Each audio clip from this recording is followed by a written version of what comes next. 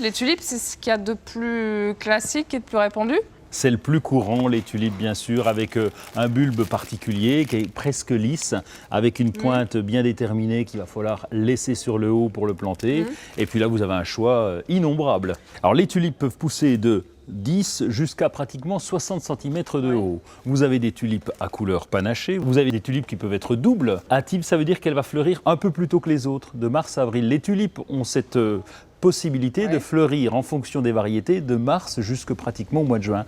Est-ce que vous conseillez de rester dans une seule catégorie de fleurs ou de se faire plaisir avec tout type de tulipes, de faire des associations?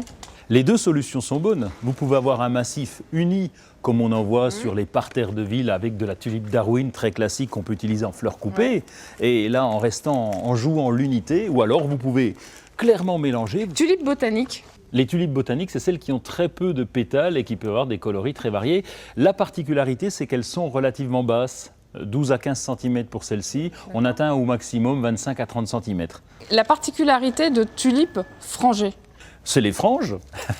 Les franges, vous voyez les pétales qui sont complètement découpés. C'est une tulipe très traditionnelle, très classique, simplement comme si quelqu'un avait découpé les bords. Toutes mes fleurs sont apparues. J'en ai profité au jardin. Qu'est-ce que je fais?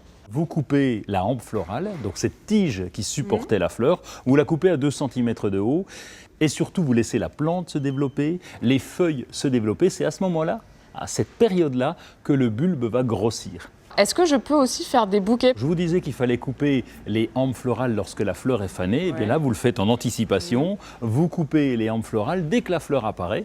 Et ensuite, vous laissez évidemment le bulbe croître pour le récupérer l'an prochain. Et là, vous aurez de magnifiques bouquets à la maison.